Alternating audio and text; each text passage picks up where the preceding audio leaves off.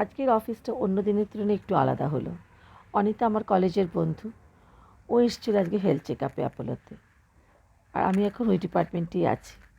সে কারণে আজকে কাজের মধ্যে অনেকটা আড্ডাও হলো অনিতার সাথে, অনেকটা সময়।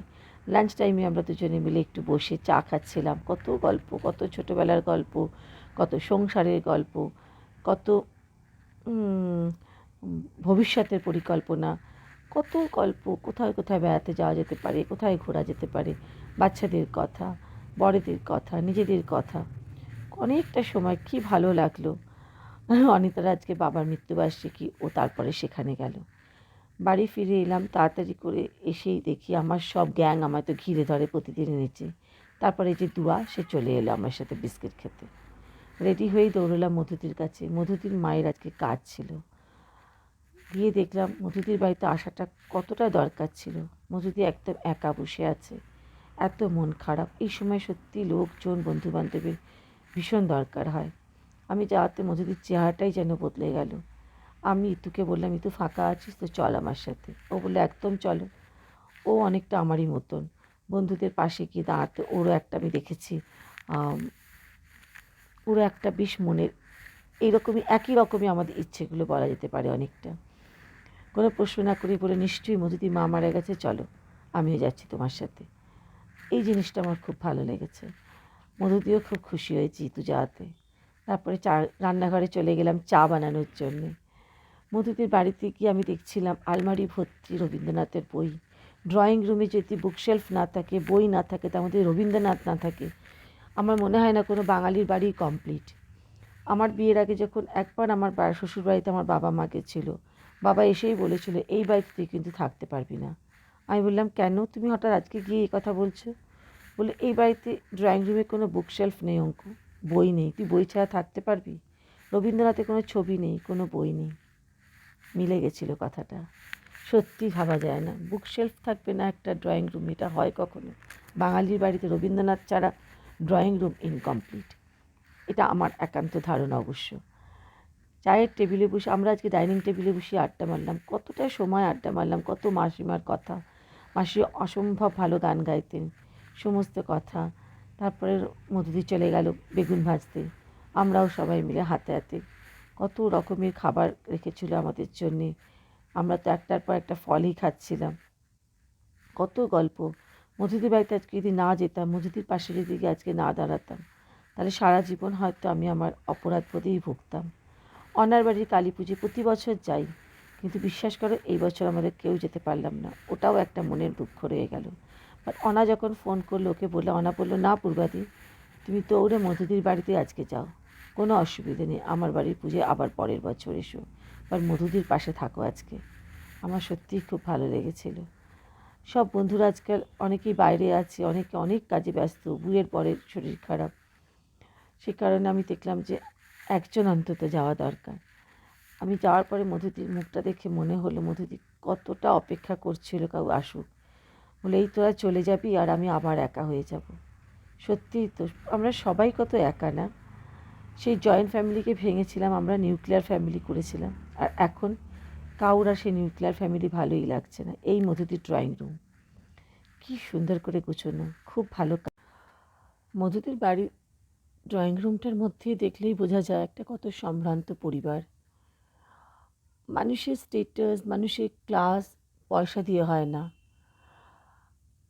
এটা একটা অন্য জিনিস, যেটা পয়সা দিয়ে কেনাও যায় না। আর মধুদির বাড়িতে গেলে সেটা ভীষণভাবে বোঝা যায়। মধুদির শ্বশুরবাড়ির মানুষরা সবাই প্রচণ্ড উচ্চশিক্ষিত। মধুদির মেয়েও খুব অদ্ভুত, খুবই আলাদা রকমভাবে মানুষ হয়েছে। জামাইটাও পেয়েছে ভীষণ ভালো, খুবই উচ্চশিক্ষিত পরিবার। আর সেটা ওদের বাড়ির প্রত্যেকটা জিনিসের মধ্যে সেই ছাপটা আছে।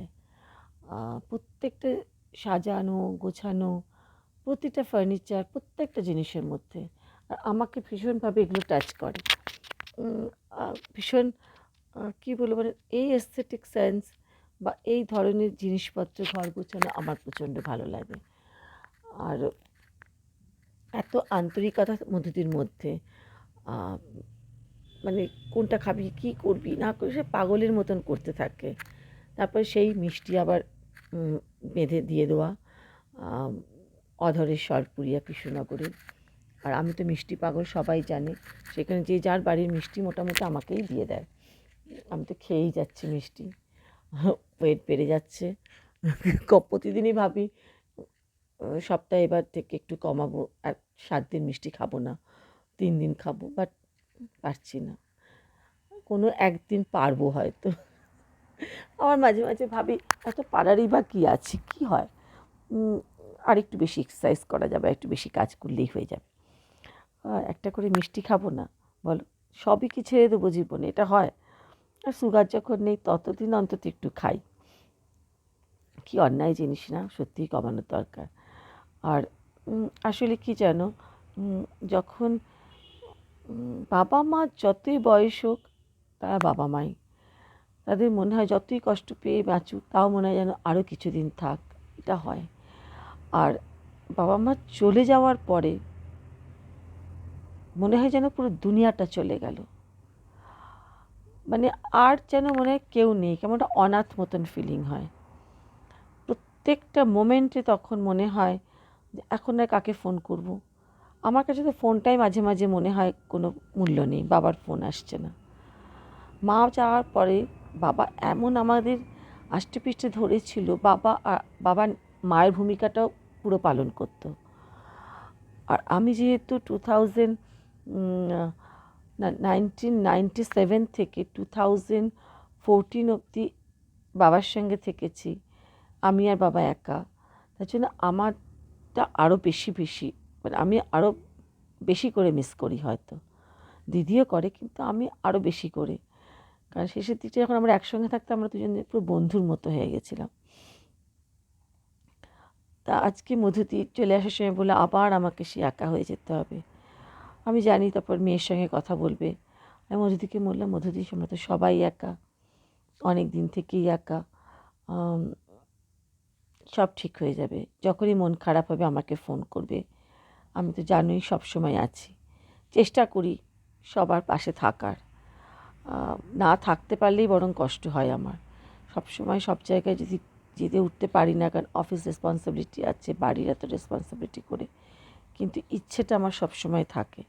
আমি চেষ্টা করি যাওয়ার, সবার পাশে দাঁড়াবার। আর এই ধরনের কোনো ফাংশন বা এই ধরনের কোনো কিছু, বা কেউ এক্সপায়ার করে গেছে, কারোর হসপিটালে যেতে হবে কোথাও, সেখানে আমি সবসময় চেষ্টা করি। নাহলে মানুষ হলাম কেন, আমার এটাই মনে হয়। মজা করছি, পার্টি করছি, সেই সময় তো আছেই, এই সময়টাও ভীষণ দরকার যাওয়ার, মানে সত্যিই ভীষণ প্রয়োজন হয়। আমি যদি এই সময়টা বারবার, আমার শ্বশুরের সময় আমি একইভাবে আমি কষ্ট পেয়েছি, আমার মায়ের সময়, আমার বাবার সময়, তো আমার খুব কাছ থেকে মৃত্যু দেখা হচ্ছে আমার শ্বশুরমশাইকে, একদম কাছ থেকে। ওনার অসুস্থ পিরিয়ডটা আমি পুরো উডল্যান্ডসে রাত্রে জাগতাম, সকালে অফিস করতাম, রাত্রে উডল্যান্ডসে জাগতাম। তো সেই কারণে তারপরে মা, তারপরে বাবা। তো আমি জানি এই সময়টা ভীষণ লোকজন দরকার লাগে, ভীষণ কি একটা থাকুক মনে হয়, মানে ভীষণই মনটা খারাপ লাগতে থাকে। তো তাই জন্যেই অফিস থেকে এসে ঠিকই করেছিলাম আজকে মধুদির সাথে গিয়ে দেখা করাটা ভীষণ জরুরি, ওর পাশে থাকাটা। সত্যি আমি যদি না যেতাম তাহলে ও খুবই কষ্ট পেত। আসলে কি যেন, ওই যে জয়েন্ট ফ্যামিলিকে ভেঙে আমরা নিউক্লিয়ার ফ্যামিলি তো করেছি, কিন্তু কি পরিমাণ খাটনি তাতে বেড়েছে, কি পরিমাণ চাপ বেড়ে গেছে এক একটা লোকের উপরে। মধুদিকে একা একা গিয়ে বাজার দোকান করেছে সব পুজোর জন্য, সব কিছু তো ওকেই করতে হচ্ছে। ও তো একা, ও তো কেউ নেই। আমাকেও তাই করতে হয়েছে বাবার কাজের সময়, সব কিছু, সব কোথায়। আমি আজ অবধি বাবা মারা যাওয়ার পরে মনে কান্না, বাবার জন্য কাঁদবো, সেই সময়টা কখনো পাইনি। একটার পর একটা লাইফে আসতে থাকে। তো আমি কিন্তু জয়েন্ট ফ্যামিলিকেই সাপোর্ট করি, নিউক্লিয়ার ফ্যামিলি নয়। আমি জয়েন্ট ফ্যামিলি থেকে বড় হয়েছি, আমার লোকজন নিয়ে মজা করে থাকতেই বেশি ভালো লাগে। সবাই মিলে হাতে হাতে রান্না করছি, কাজ করছি, সবাই মিলে একসাথে খাচ্ছি বড় টেবিলে বসে, ওটা কিন্তু আমার বেশি পছন্দের। কিন্তু কি আর করা যাবে, এখন তো জয়েন্ট ফ্যামিলি কেউই আর পছন্দ করে না, বাট শরীর খারাপ হলে যখন কেউ আমাদের পাশ থেকে চলে যায়, ছেলেমেয়েরা যখন বাইরে চলে যায়, তখন বোঝা যায় লোনলিনেস না মানুষকে খেয়ে দিচ্ছে চারপাশে। এই জন্যে মানুষ চলে যাচ্ছে, এর থেকে ওল্ড এজ হোমে থাকবো মনে হচ্ছে বেটার।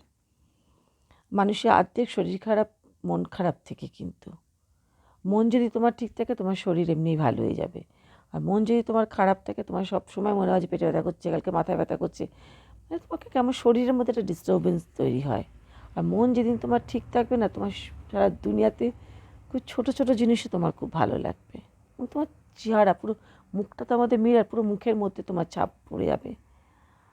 তা আমরা যখন ঢুকলাম মধুদির বাড়ি, তখন মধুদির যে চেহারাটা ছিল, একটা শাড়ি পরেছি, খুব সুন্দর একটা শাড়ি, গায়ের রঙের সঙ্গে মিশে গেছে, তো মনে হচ্ছে কত বয়স্ক লাগছে। তারপর যখন কিছুক্ষণ বাদে মধু যাও শাড়ি ছেড়ে এসো, তাও নাইটি টাইটি পরে বসো। কী শাড়ি পরে আর যাবো রে, মানে হ্যাঁ যাও। তারপর যখন এলো, যখন আস্তে আস্তে আমি দেখলাম না আমরা আছি, ওর একটু ভয়টা যেন কাটছে, একটু একাকিত্ব থেকে বেরোতে পারছে। আমি জানি আবার রাত্রিবেলা কষ্ট পাবে। আমি বললাম কালকে অফিস জয়েন করে যাও, অফিসে গেলে ভালো থাকবে। মা বাবা চলে গেলে কি কিছু ভালো লাগে বলো? কিচ্ছু নেই। আর কোনো সম্পর্কটাই সত্যি নয়। বাবা মার সঙ্গে যে নারীর টান, কথাটা তো সত্যি কথাই। চলো, মাসিমাকে আরেকবার প্রণাম জানাই। যেখানেই থাকবে যেন মাসিমা ভালো থাকে।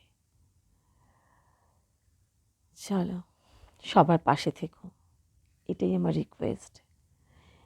কেউ খারাপ আছে দেখে পালিয়ে যেও না, তাকে আষ্টে পিষ্টে চেপে ধরো, একটা ভালো করে টাইট হাক করো, দেখবে সব ঠিক হয়ে গেছে। চলো, টাটা।